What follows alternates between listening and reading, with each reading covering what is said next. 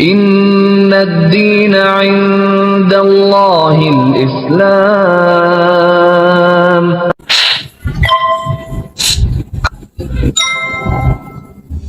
Mas Dedi minta tolong diceritakan dulu gimana kehidupan keagamaannya dulu, keluarganya gimana, latar belakangnya gimana. Mas. Iya, Bismillah. Saya dibesarkan dari keluarga Katolik yang taat. Mereka memang keturunan Katolik yang taat, tapi saya sebenarnya adalah anak angkat dari keluarga tersebut. Lalu kalau memang basic dari keluarga kandung saya adalah keluarga Islam, dan itu saya baru tahu sejak kurang lebih usia kuliah. Jadi untuk untuk memahami itu memang berat.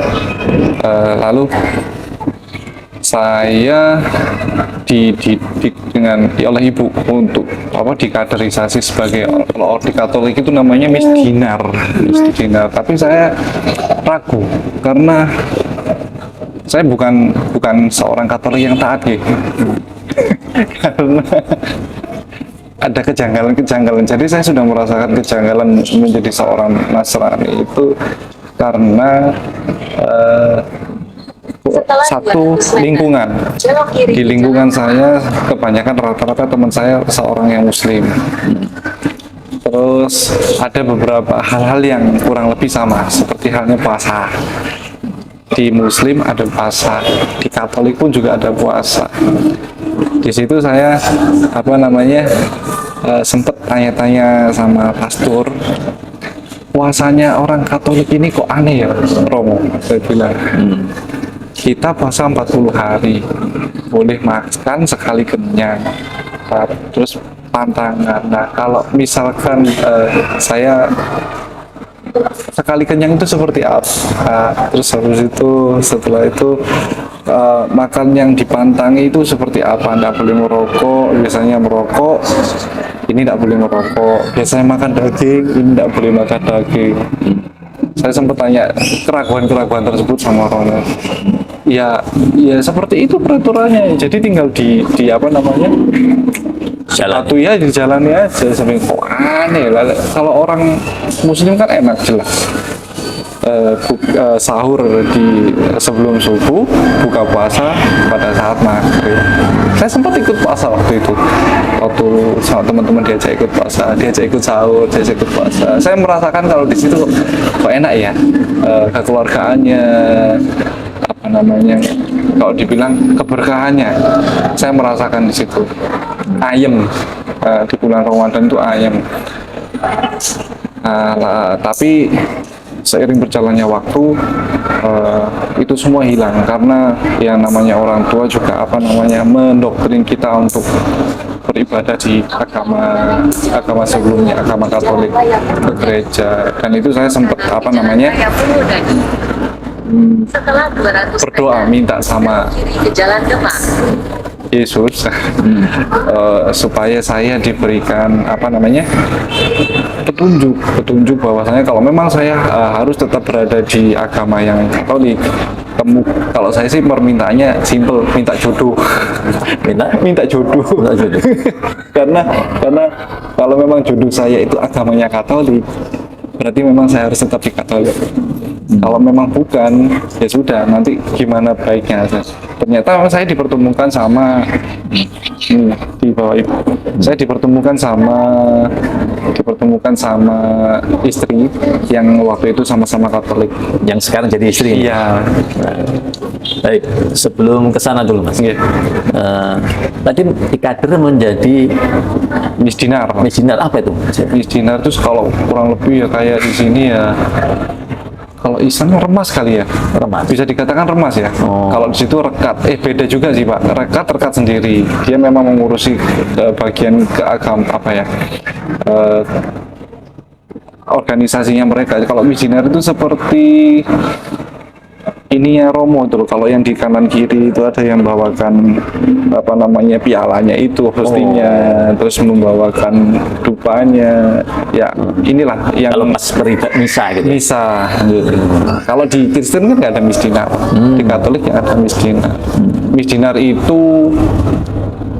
Misdinar itu beda sama Romo, beda sama pastor. Mereka hanya ya itu aja membantu, istilahnya pembantunya pastor.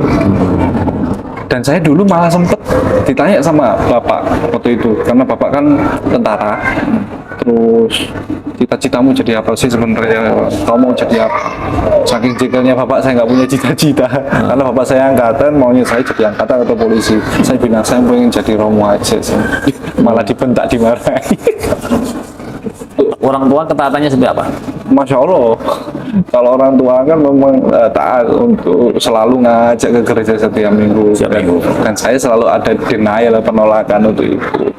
Karena memang minggu, pada waktu itu kan hari Minggu banyak film-film bagus. Itu sih wajar sih kalau saya rasa. Remaja ya? Saya remaja, waktunya sekolah ya sekolah, waktu Minggu enak-enak tidur, enak-enak kok malah ke gereja, itu aja sih. Ada lagi soal keraguan tadi selain tadi Pak, yang mengganjal waktu itu sebelum itu. Saat itu halnya simpel, waktu itu puasanya yang saya ragukan, terus pengakuan dosa. Saya berpikir bahwa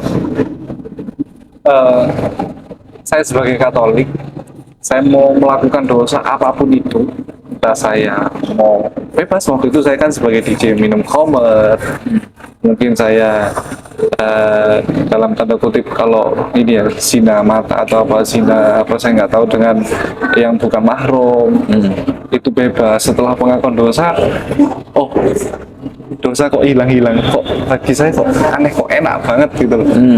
Enak-enak Allah melakukan dosa, terus habis itu di pengakuan dosa, terus dosanya itu hilang. Saya rasa kok ya apa ya, ada sedikit kenyangan di situ. Salah satunya pengakuan dosa. Banyak hal-hal yang ini sih Pak, ganjal.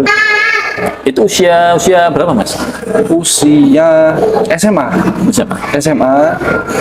Saya dididik di SMA Katolik dari TK. SMA-nya Katolik? SMA dari TK sampai SMA semua Katolik. SMA apa aja Mas?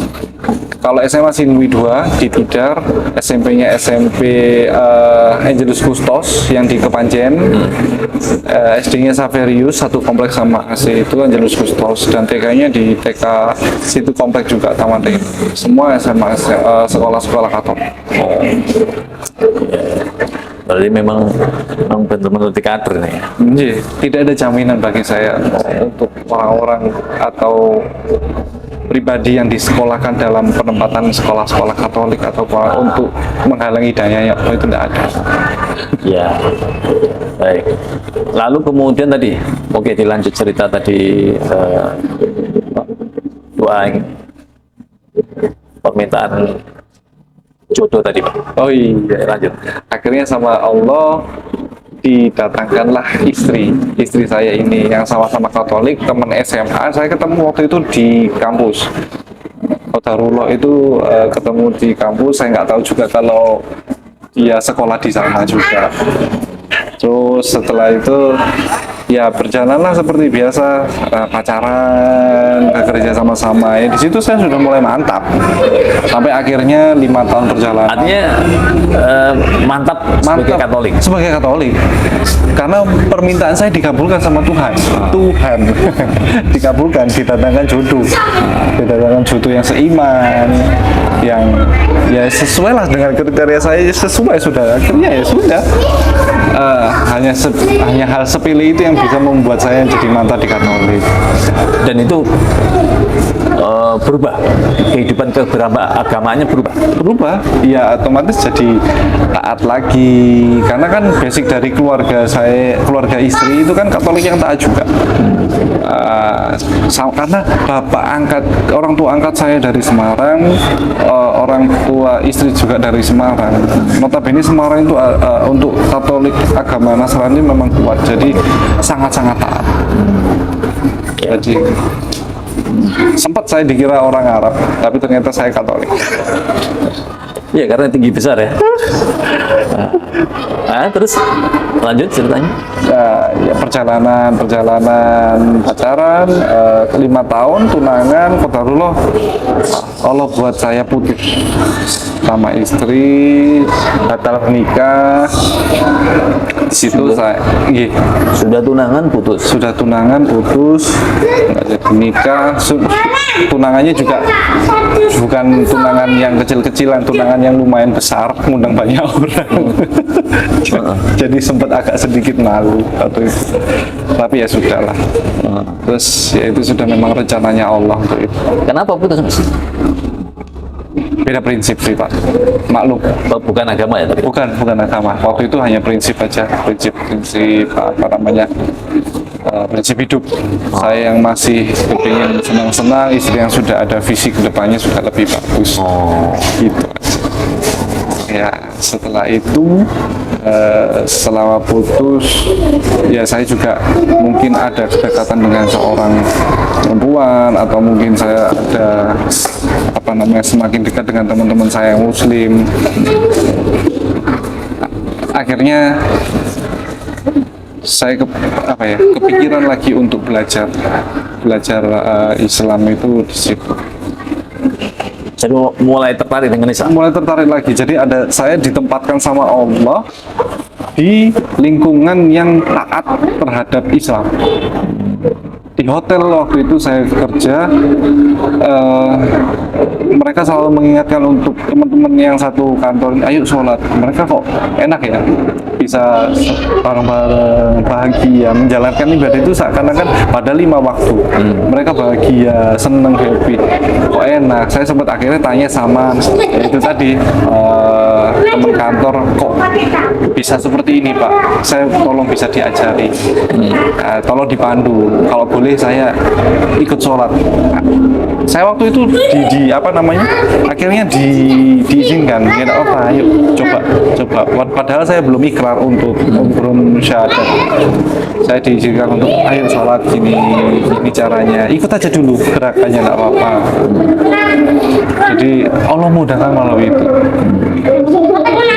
Itu berapa lama? Video. Waktu itu kurang lebih gak lama sih Pak. Saya masuk hotel kurang lebih 3-4 bulan. Setelah itu saya baru ikrar. Saya ikrar. Tapi prosesnya tidak hanya di hotel. Saya di rumah sakit juga dipertemukan dengan teman yang taat juga. Teman yang taat. Alhamdulillah Allah tempatkan saya di tempat-tempat yang tapi mulai tertarik dengan Islam ya di hotel tadi ya. Tertariknya sebelumnya di Jawa Pos. Oh, pernah di Jawa Pos juga? Di Jawa Pos juga. Jadi saya setelah putus saya kerja di Jawa Pos kan Pak. Jadi teman-teman yaitu tadi ditempatkan di lingkungan yang taat beribadah, mereka yang melihat mereka sholat Jumatan dan segala macam.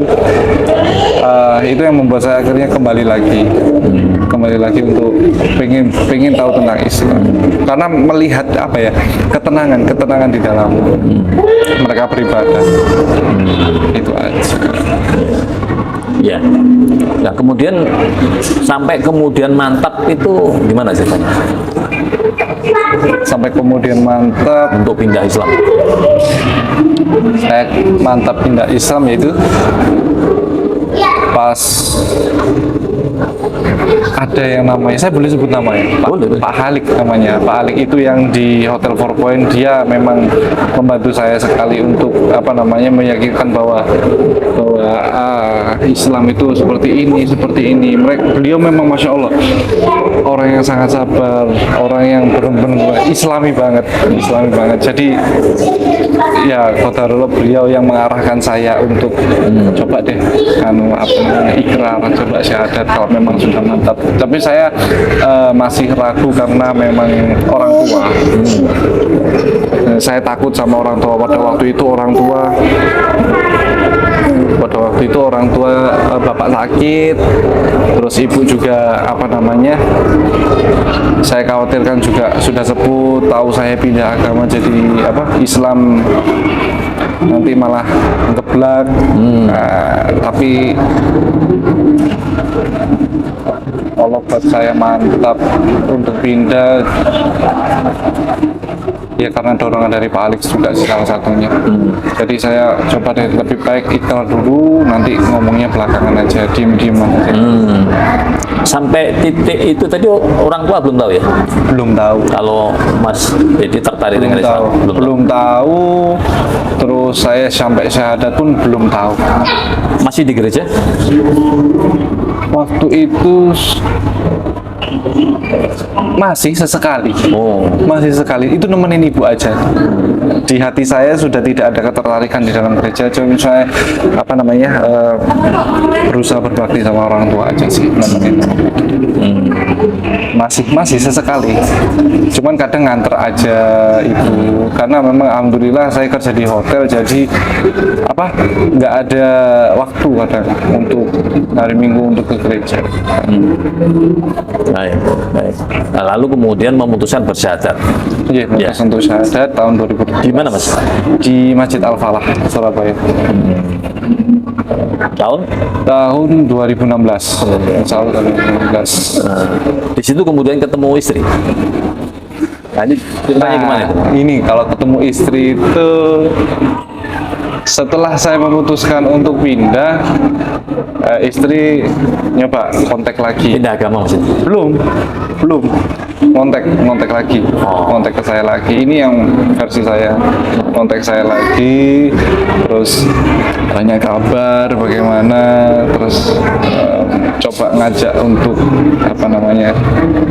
ngobrol bareng lagi, ayo ke gereja lagi. Saya bilang kalau saya memang sudah nggak bisa ke gereja, kayak saya sudah pindah ke Islam.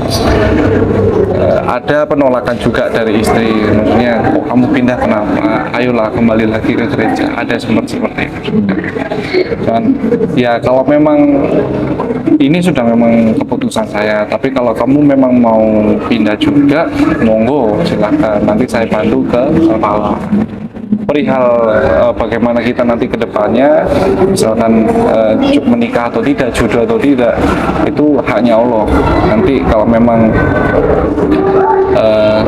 setelah kamu ikrar, setelah kamu belajar Islam, dan kalau memang kita tidak jodoh, ya sudah, kita masing-masing berjalan masing-masing.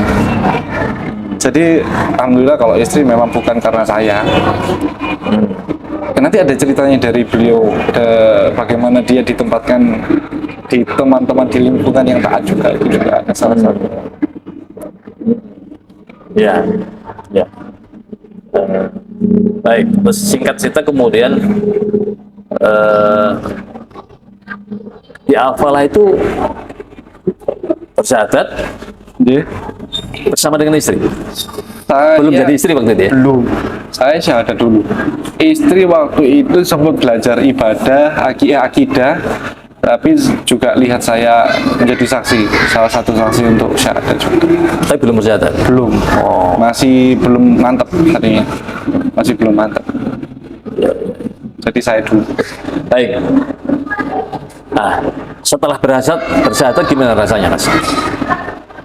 Alhamdulillah ya, seneng sih Pak. Waktu itu rasanya Sangat ya lega, plong. Ya, kalau orang bilang rasanya seperti terlahir kembali. Seperti terlahir kembali, seneng banget. Cuman ya itu tadi, karena memang syahadat ini adalah syahadat yang ditutup-tutupi, jadinya rasanya masih ada kejanggalan di hati, karena memang orang tua belum tahu, semuanya serba sembunyi-sembunyi, itu aja sih. Akhirnya kemudian tahu gimana? Akhirnya tahu saya sekalian waktu itu cukup mengagetkan orang tua juga sih Pak, karena saya info ke beliau, ke ibu itu, karena bapak waktu itu stroke, jadi memang nggak bisa berkomunikasi, jadi saya sampaikannya ke ibu. Saya cuma menyampaikan saya mau nikah. Ibu juga belum tahu kalau saya mau menikah sama siapa. Nggak taunya ternyata saya kembali lagi sama tunangan saya yang sebelumnya, istri ini yang sekarang. Saya mau menikah. Nah, ibu bilang, kamu mau menikah kok ngomong angker jeplak, orang Jawa bilang gitu. Orang menikah itu kalau di Katolik ada syaratnya. Ibu waktu itu menyampaikan seperti itu. Di Katolik ada syaratnya, kamu harus sekolah dulu, kamu harus ini dulu, pelatihan dulu, nggak mudah, 1 bulan ya. Nggak, saya nggak menikah secara Katolik. Lah terus kamu menikah seperti apa? Ibu bilang seperti itu. Saya menikah secara Muslim. Kayak sama siapa kamu? Tiba-tiba langsung pengen menikah secara Muslim. Sama istri, saya bilang sama Nesya. Loh, kenapa kok secara Muslim? Emang kamu sudah ini pindah sudah. Di situ saya langsung menyatakan saya sudah pindah agama. Jadi sekalian sakit hatinya ibu sekalian. Ngomong pindah Islam sama nikah enak wis. Jadi nggak ini lagi, nggak perlu ini lagi sakit hati yang kedua kalinya. Itu kagetnya ibu seperti apa, Mas? Cuman kalau saya sempet tanya, katanya cuman 1 hari shock aja. Setelah itu ya sudahlah, mau gimana? Karena anaknya ibu juga yang perempuan, karena kita hanya 2 bersaudara. Yang perempuan juga mualaf. Ikut suaminya, menikah ikut suaminya. Jadinya ya itu tadi sih, Allah mudahkan di situ. Ibu hanya katanya sih cuma nangis 1 hari, sedih 1 hari. Setelah itu ya sudah. Tapi nggak tahu sih perasaan seorang ibu seperti apa. Ya, memang yang disampaikan sakit hatinya 1 hari, mungkin di hatinya mungkin berhari-hari, berbulan-bulan, bertahun-tahun, saya juga kurang tahu. Iya. Tapi setelah itu hubungannya gimana? Ya alhamdulillah masih tetap seperti ibu dan anak. Jadi cuman ibu hanya waktu itu saya memang setelah dari hotel keluar itu, perubahan saya drastis sih secara fisik. Maksudnya saya berjenggot aja, jadi terus celananya yang agak di atas mata kaki, jadinya seperti orang bilang seperti teroris lah apalah. Hanya itu aja sih yang sempat jadi apa namanya permasalahannya itu ekstrim, terlalu ekstrim. Artinya nggak sampai kemudian terjadi konflik ya? Sudah ada. Saya bilang, saya sempat bikin jokes juga itu loh, ada Yesus aja. Yesus berjenggotan. Sama-sama. Saya juga fotonya Yesus berjenggotan. Apa jenggotan? Apa bedanya? Itu aja sih. Ya. Baik. Malah kemudian konfliknya terjadi di kantor ya katanya? Di mana? Di kantor konfliknya. Konflik di kantor Ya. mana? Ceritanya saya dengar Mas Dedi keluar karena tidak boleh sholat Jumat. Itu di mana? Ya. Itu di mana? Itu sebenarnya bukan konflik karena memang tuntutan dari tugas sih Pak. Saya sebagai resepsionis di hotel, saya memang saya berusaha menjalankan ibadah sebagai muslim yang taat, tapi waktu itu 2 kali Jumat saya sempat tidak bisa hadir Karena pekerjaan. Karena pekerjaan. Jadi terus sholat maghrib, sholat isya pun saya harus menjamaah. Saya nggak bisa sholat maghrib sendiri, jadi digabung. Saya sudah berangkat waktu itu sholat Jumat, sudah di masjid, sudah duduk, saya di WhatsApp sama manajer saya, director of room saya ditanya di mana, saya sholat Jumat dulu. Kan minggu lalu sudah, dong gantian sama yang lain dong. Itu saya nangis Pak, saya sedih kok, ya Allah sholat Jumat aja kok sampai begini banget sih ya. Akhirnya saya curhat sama istri bilang ya sudahlah keluar aja, kalau memang untuk ibadah aja susah, lebih baik keluar. Insya Allah nanti ada jalan. Itu sudah berapa lama dari saya itu? Sana 1 tahunan, sudah lumayan. Karena saya posisinya waktu itu di sales terus pindah. Di sales itu saya masih bisa beribadah dengan lancar, masih bisa. Cuman setelah pindah di resepsionis itu yang kerjanya shift itu yang nggak bisa. Itu nggak bisa dinego, misalnya diatur gitu, bergantian. Karena memang ya keterbatasan SDM sih Pak. Di hotel perempuan dan laki-lakinya terbatas. Jadinya memang untuk sholat gantian. Itu aja. Jadi, padahal gaji lumayan. Gaji lumayan. lumayan banget. 2 digit. 2 digit. Lumayan sih Pak. Aduh, kalau diinget-inget kadang ya sayang. Cuman ya susah. Coba kalau misalnya di hotel boleh berjenggot, boleh ibadahnya lebih baik, mungkin saya kan masih tetap. Jadi anu Mas, hotel Islam yang muslim. Hotel syari di Saudi yang 2 digit, Pak. Di Indonesia yang 2 digit. Ya, waktu itu sudah berkeluarga, lalu meninggalkan gaji fasilitas yang lumayan besar. Nah, lalu gimana dengan kehidupan keluarga selanjutnya? Ya, alhamdulillah saya waktu itu kan masih ikut orang tua, rumah, listrik, air, jadi nggak ada bayar sama sekali. Tapi saya kan masih harus membiayai anak. Saya punya anak satu itu tuh, anak yang pertama, susunya, popoknya. Ya saya putar otak, sempat gojek nggak kerasan, nggak betah panasnya. Setelah itu saya coba buka percetakan, buka salon, potong rambut. Saya memang nggak jalan.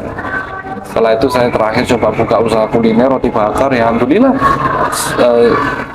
2 tahun kurang lebih, sampai akhirnya pandemi merosot. Ya itu Allah kasih saya amanah lagi anak, dan saya dikasih ini juga rezeki lain lagi, saya dikasih pekerjaan lagi. Ya. Istri kerja? Istri nggak kerja, Jadi full di si rumah. berumah tangga aja di rumah ngurus anak. Jadi sekarang untuk nafkah sepenuhnya dari saya.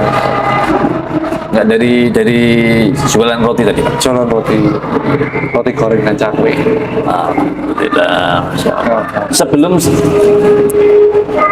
masuk Islam, dulu pandangan jenengan terhadap Islam seperti apa? Sebelum mengenal Islam lah. Islam itu terlalu kaku. Terus karena memang waktu itu banyak berita tentang bom. Sekarang tadi sudah 7 tahun Mas ya? Ya, 7 tahun. Alhamdulillah, 7 tahun. Baik. Mudah-mudahan ke depan Allah menguatkan keimanan dan keislaman Mas Dedi dan keimanan dan keislaman kita semua. Amin. Terima kasih Mas Dedi atas kisahnya. Mudah-mudahan menjadi inspirasi bagi kita semua. Kurang lebihnya mohon maaf dari saya. Assalamualaikum warahmatullahi wabarakatuh. Waalaikumsalam.